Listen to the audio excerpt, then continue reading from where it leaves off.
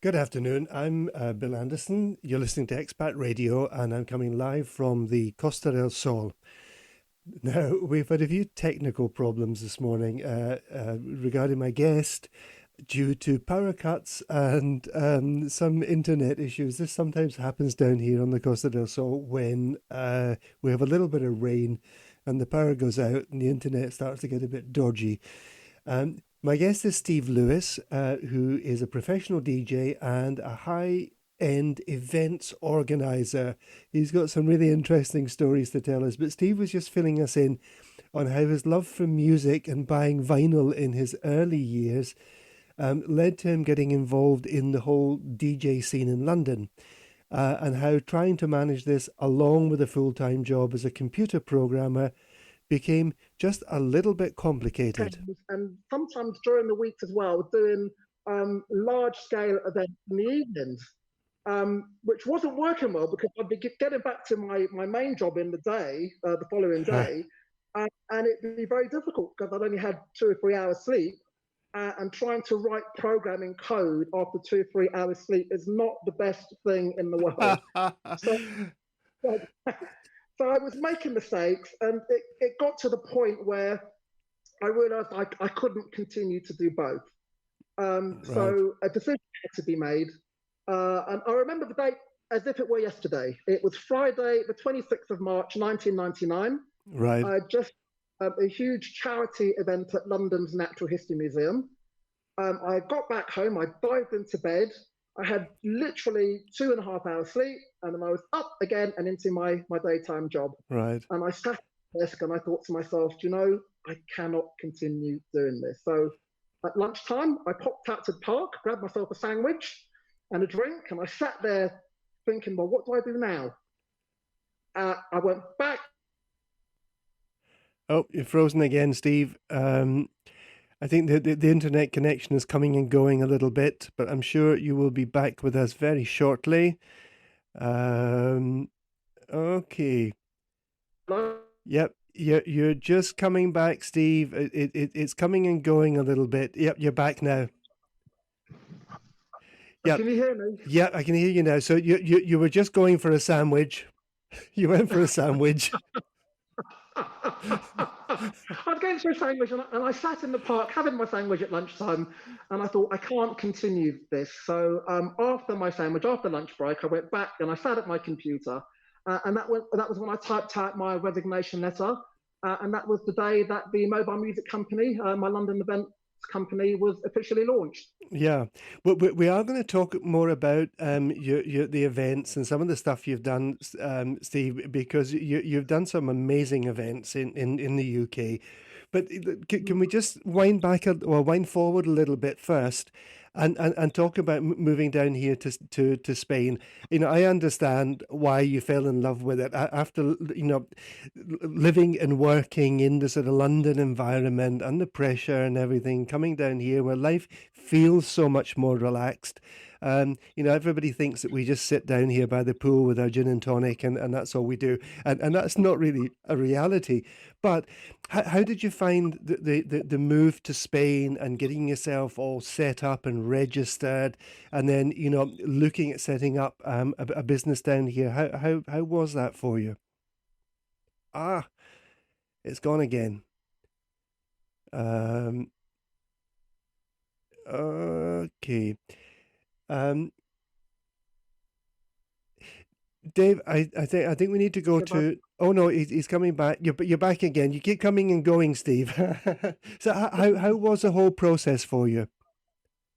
Well, the process, it was very arduous actually, because I've come over with a lot of equipment so that we could run events out here on the Costa.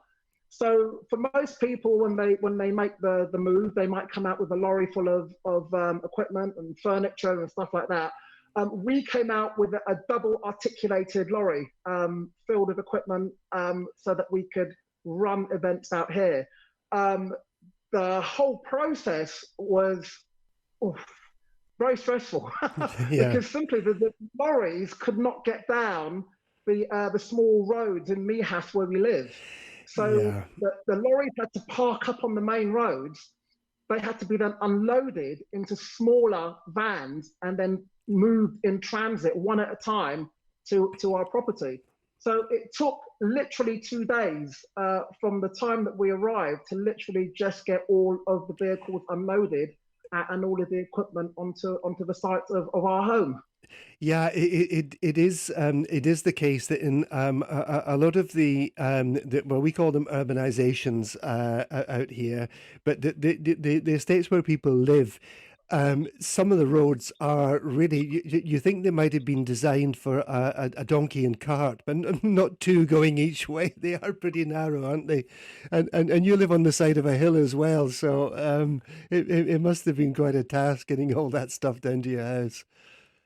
It was, and once we actually got the stuff to the house, as they say, the house is on a hill, so there are lots of stairs from our front gate up to our front door. So all of the lifting and lugging, even once we got it onto the property, we still had a lot of work to do, and it actually took us over 3 weeks to get everything in and into the positions that they needed to be in.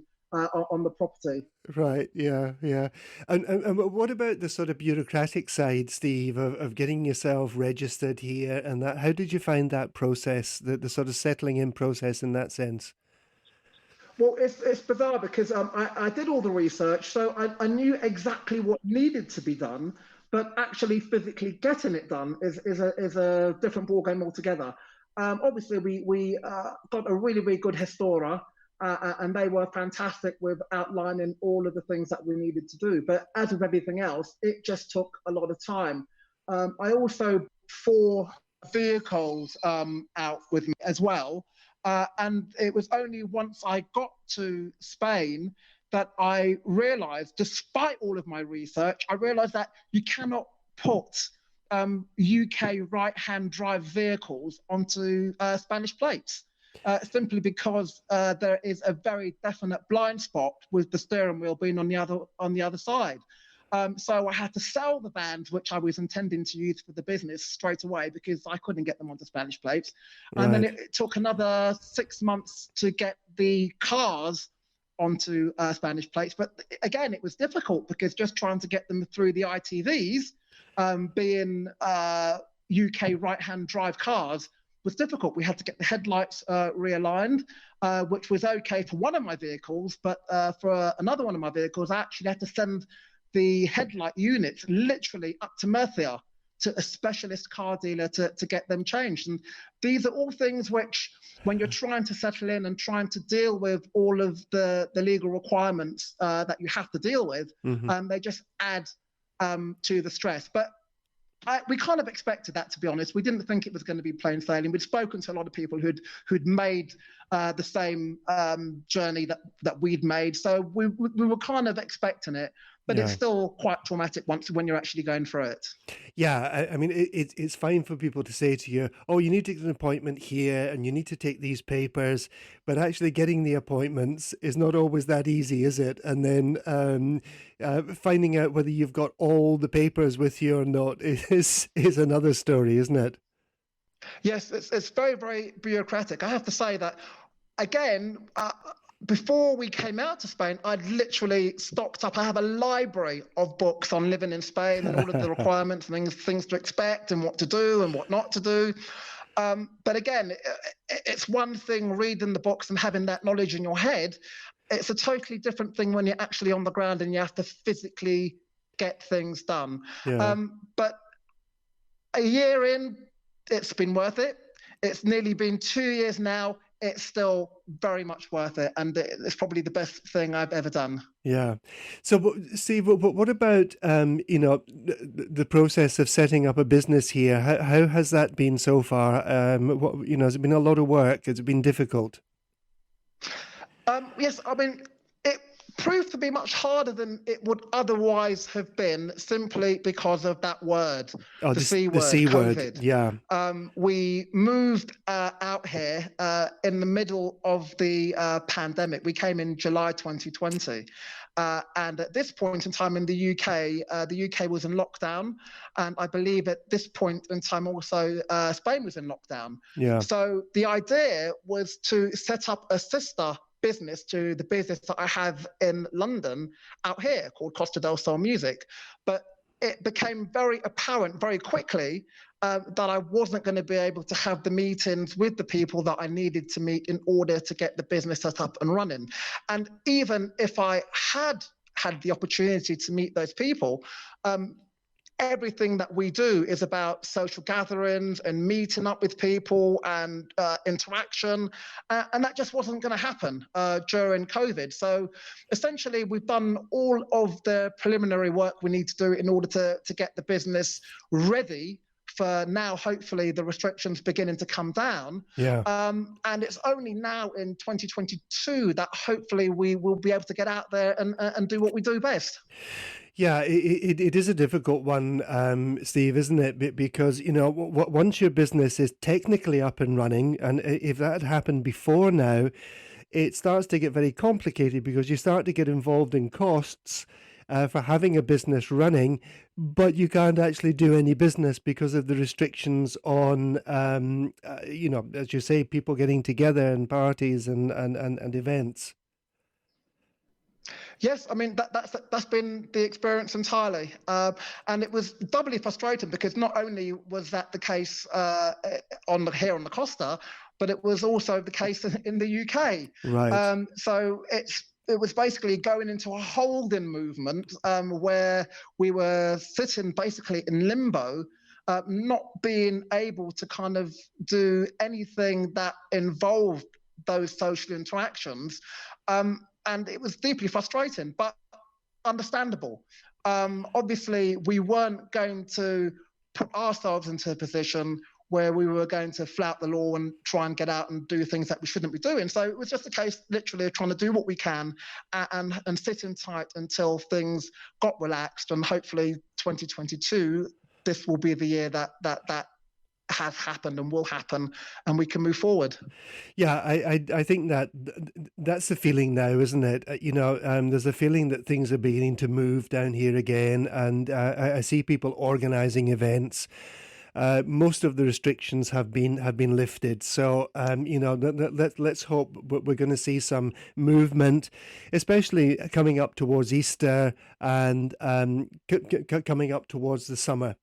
So I've just lost Steve again. So Dave, let's go into a short music break, and we'll come back and talk a bit more about Steve's businesses in the UK and some of the things that he's been doing, which are very interesting.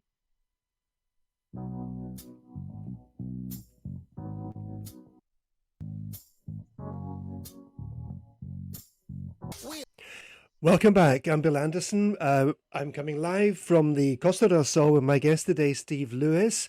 We've been having a few little problems, Steve, with the internet connection, but you are back.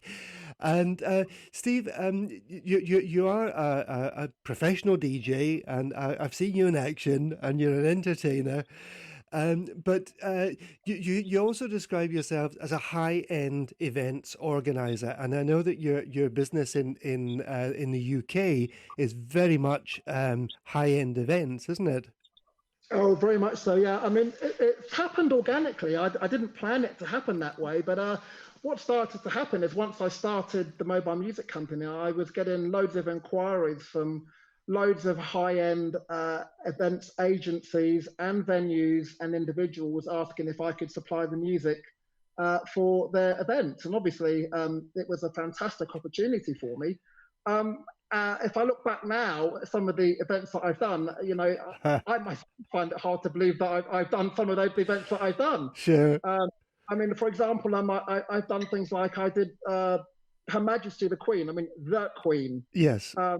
Christmas events at Buckingham Palace for 5 years in a row. And they moved it, because they were so successful, the 6th year, they moved it out to Windsor Castle. So there was 1,000 guests, the royal family, and me. Yeah.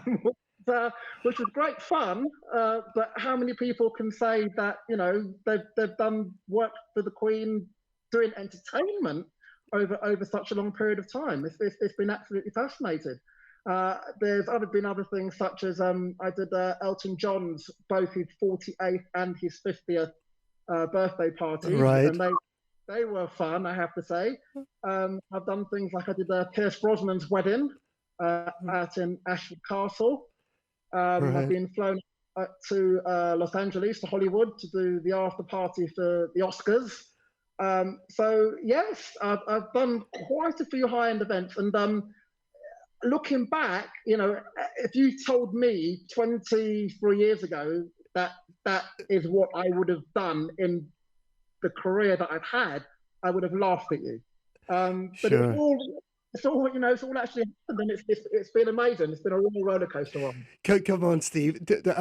I'm not. I know you probably had to sign the Official Secrets Act for doing the stuff with with Her Majesty. But what did it feel like when you got this piece of work? How were you feeling about the first time? Oh, you've done it 5 times, so it gets easy. How did you feel when you get this call saying, we want you to do the Christmas party at Buckingham Palace? Well, it was completely out of the blue. What had been happening before is the Queen, Her Majesty, she had events at Buckingham Palace every year. And typically they have a jazz band to supply the entertainment. But what was happening was that all of the people, or lots of the people that she was inviting, were of a younger age group, shall we say. Right. The jazz band, yes, whilst they were absolutely fantastic, and I know the band very, very well, they weren't that appealing to the younger generation. Right. So they decided to do for the first year was, let's have some alternative entertainment. And the person at the Royal Household, he did his research and he spoke to lots of the big event planners in London, asking who they should potentially use for this trial event, because ostensibly that's what it was, the first one. And universally, they all said you should try, use Steve Lewis because he's used to working at that level. So they got me in for the first one, and I was told that this is a trial. It has to work, otherwise the person who thought it would be a good idea to have a disco in Buckingham Palace, his neck would be on the chopping block if it didn't work. No pressure then, Steve, no pressure. Well, the reason for that is because obviously people thought that potentially having a disco would lower the tone of Her Majesty's events. So I had to be very, very careful in how I approached it. I had to be very, very careful with the music that I played. Right. I just basically had to make sure that it was in keeping with what would be expected with an event at Buckingham Palace. And we did it. We were all set up in one of the staterooms. The band was still there, but they were set up in a different stateroom. So people had the option whether they wanted to go and listen to the jazz band or whether they wanted to come into the stateroom where I was playing obviously more contemporary music. And right. I didn't get the opportunity to pop over to see what was happening in the room with the jazz band. But certainly in the room that I was in, it was shoulder to shoulder. You literally could not move. And so it seemed, from my perspective, to go very well. Subsequently, in the following week, I did receive a letter from the master of the household, the chap that actually runs all the internal operations at Buckingham Palace. He sent me a very, very nice letter saying, Steve, it was amazing. We really appreciate you being there. And there and then, he literally signed me up for the next year's event. Right. and we did that for 5 years in a row. So it was, I think that not many people can say that they're on first name terms with the Queen. But what happened is that every single time you turn up, all of the people that have supplied any service or any kind of facility for the event, the Queen will be introduced to those people. So we'd all stand in a line and she'd go down the line and she'd say, thank you for your service and thank you for coming. And it got to the point after years 2 and 3, she'd be saying, oh, I see you're back again, Steve. And I said, yes, Mom, I'm back again. I think I'm probably one of the few people on the planet who can say that they are actually on first name terms with Her Majesty. So she calls you Steve and you call her Her Majesty. Hi, hello, mum. You know, little bell on my head, and yes, mum, I'm back again. So yeah. But there must be some fantastic memories from these events, Steve. Just thinking about having done these, you must have some great memories.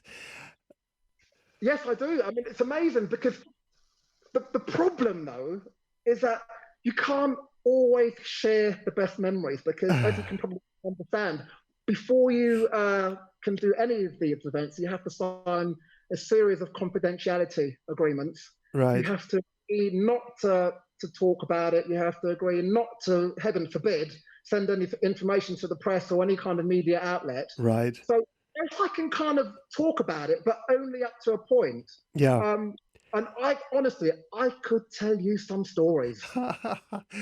I, Some events, some of these events you would not believe. I could tell you, but I'd have to shoot you afterwards. yeah, but come on, Steve. You're in Spain, right? You're in Spain now, So Yes, that's true. But don't forget, expat radio broadcasts across the globe. okay. Did the Queen get up to dance? I can tell you, yes, I can tell you that the Queen's favourite song. I don't know if it is anymore, but certainly I did the music for the Queen's Golden. Funnily enough, it was 20 years ago because obviously it's the Queen's Platinum Jubilee this year. 20 years ago, at this time, I was actually putting together the music for the Queen's Golden Jubilee Right, celebration we did at the garden party.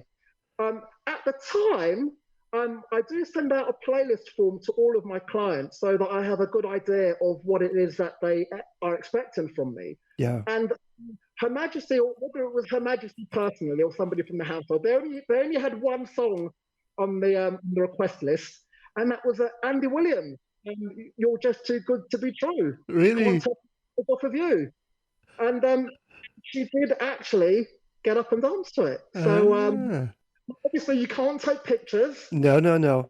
All the days of mobile phones and videos, and I wouldn't have been able to have taken any media footage anyway. Yeah.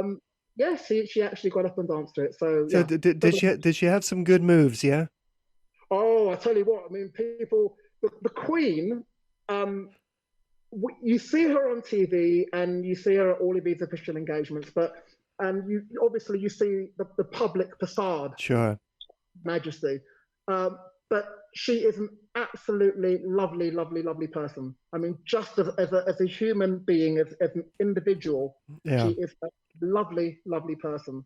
And obviously, not many people get to see that side of her because obviously it's the public facade that most people see and are familiar with. Yeah. So what about you've done two events for Elton John. How were those? Mad.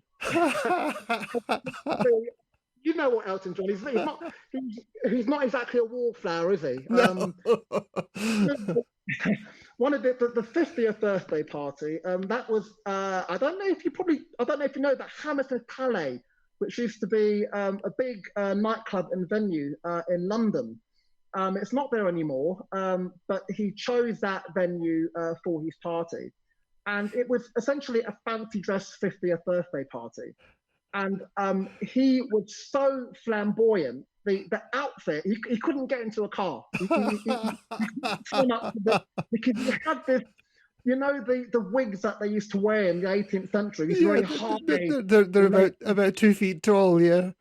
Well, essentially, this one was probably more than 2 feet tall, and he arrived at the event on the back of a lorry. Oh, Simply because, and I kid you not, he arrived at the event on the back of a lorry because the head dress that he had was too high to fit into any vehicle. right. And the gown that he was wearing, train, was so long, he couldn't fit into a vehicle.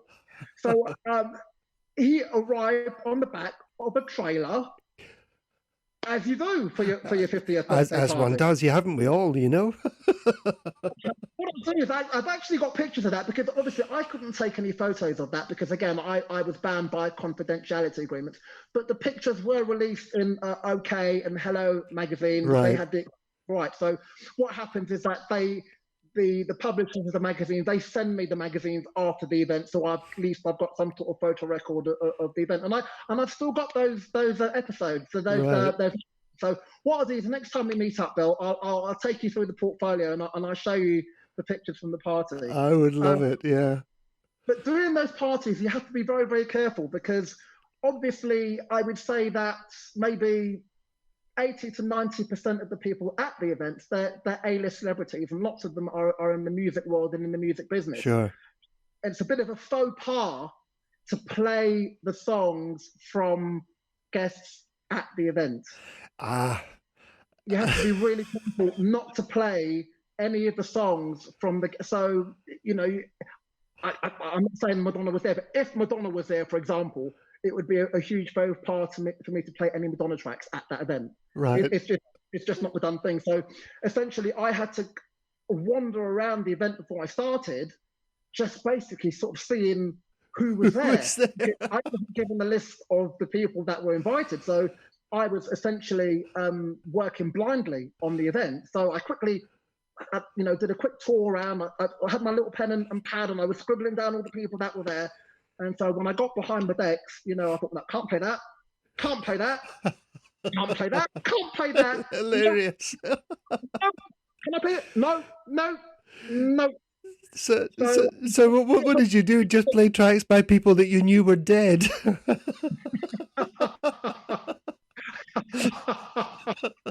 But that's the thing, I mean, when you do most events, you don't have to take these kind of things into consideration. But when you do events at that level, there are lots of things that you do have to consider that you wouldn't need to consider just doing a bog standard party or event. Yeah, and how was Elton John in person? You've referred to the Queen and how she came across in person and not as a public figure. How was Elton John in person? Just as crazy as his sort of persona? Well, no. I mean, funny enough, I mean, again, I mean, you will find that celebrities tend to have a public persona, but when you see them in private, spookily enough, they're just like anybody else. Right. And it was really strange because people, when word got out that I was doing Elton's 50th, people said to me, "Oh, I've heard he's really difficult to get on with. I've heard that, you be careful because I've heard he's very, very awkward and very hard." But I had none of that. He was fantastic with me. We had a bit of a joke and a laugh before the event, and with me, again, he seemed fine. So I think a lot of the time, as I say, it's the public persona, obviously, that most people get to see, and they never get to see the real person behind the public mask. Yeah. And you did the music for Pierce Brosnan's wedding, and did you say in California? No, that was up in Ashford Castle. Sorry, right. So the whole town was it was bizarre because there were roadblocks everywhere. I mean, I had no idea it was going to be such a what's the word? I can't think of the word to use. I didn't think that certain roads would be blocked off, for example, for his wedding, but it was a big deal. Right. So I came in and there was a convoy of all of the suppliers that were doing things for the event. There was actually a police escort for it as well, which I was a bit surprised about. But hey, if that's how they felt that it needed to be organised, and obviously I wasn't going to cause any eruption, so I just went with the flow, and whatever they needed me and wanted me to do, I was more than happy to do. Yeah. So you weren't invited to do any of the parties in the garden of Downing Street during lockdown? Absolutely not. No. That would have been a bit odd. Although I have done a party for Nick Clegg when he was the Lib Dem leader, and he had the unsuccessful campaign in the general election several years ago. When he stood down, he hosted a party just to thank all of the people in his machine for all of the work that they've done for him over a number of years. And once again, a lot of people will probably think, you're lying, Steve, you're lying. But honestly, I can hand on heart say that Nick Clegg is one of the nicest people I have ever met. I mean, not just in terms of being a politician, just generally. Yeah. Obviously, I'd only met him the once, and when you meet a politician, you're thinking, what are they going to be like? Are they going to be very false? Are they going to have an agenda? But with me, he was, as I say, one of the nicest people I'd ever met, and he too very kindly sent me a very, very nice letter after I'd completed the event with him. Yeah, it's interesting though, Steve, isn't it? You've highlighted this a couple of times, the public personas of people, and sometimes like the Queen, it's a very sober public persona, or Elton John, which is a very over the top public persona. And even politicians, a lot of us know politicians by the kind of stuff that the press print about them, and you think, oh, I don't like him, don't like them, but actually, I think that there is a lot of theatre involved in the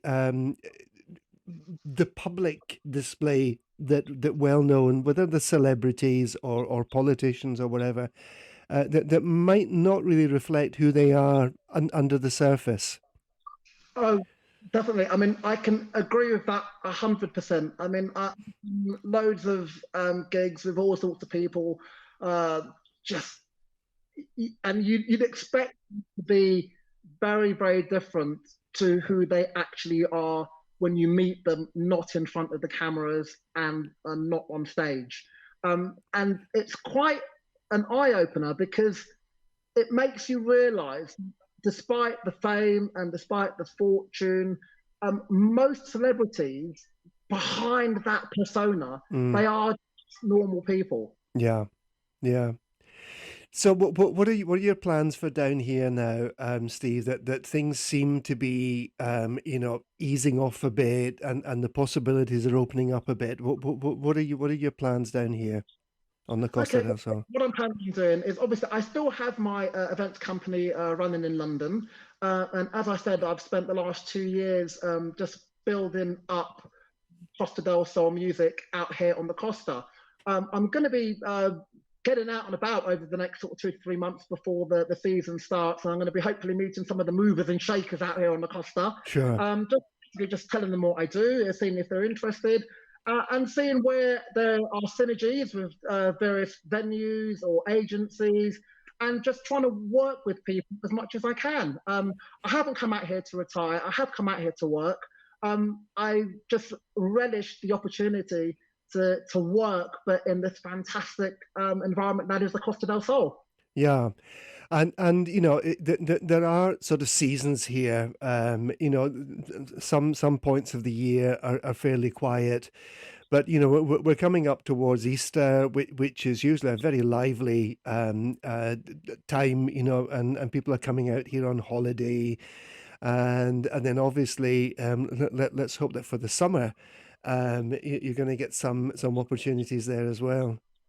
Oh yes, I'm sure that'll be the case. As I said before, I mean, a lot of what I'm finding out here on the Costa, it's that as long as you know the right people, doors open. So I'm a newbie out here. In London, obviously, people know I've been around for a very, very long time in the UK and in London, so people kind of know who I am. So when you want to have a meeting with somebody, in the events industry in London, most people kind of know who, they've heard the name, even if they don't know me personally, they've heard the name. But out here, I'm completely green. So it's a case literally of starting all over again. Sure. When I have the conversations with people, it isn't a case of, hello, I've come to the Costa, can I work with you? It's a case of, hello, I've been working in the UK, I've been working in London for many, many years. I have the experience, I've done loads of things. Can I work with you? So right. I'm not, even though I'm green to the Costa, I'm not green to the industry. And I'm hoping that will stand me in good stead for when I actually start getting out and about and start talking and meeting people. Yeah, sure. And you know, there are a lot of people down here who are involved in events, you know, and hosting events. So, you know, let's hope there's going to be lots of opportunities for you, Steve. We're down to our last minute. Can I just say to you, thank you so much for joining me. We got off to a bit of a rocky start, but it seems to have settled down for the second half, and that's been great.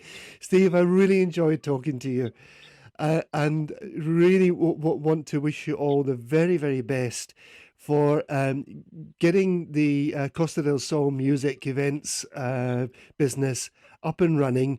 And I'm sure our paths will cross at the odd event in the future, Steve.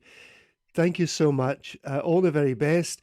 Thank you to everyone who's been listening in. Thank you, Dave, for stepping in when we had little cuts in the in the transmission there. And I want to wish everybody a lovely weekend. I'm off to the launch of a new restaurant now up in Mijas Pueblo. Take care, everyone. Steve, thank you, and all the very, very best. Have a great weekend. You're listening to Expat Radio, beaming out across France and around the world.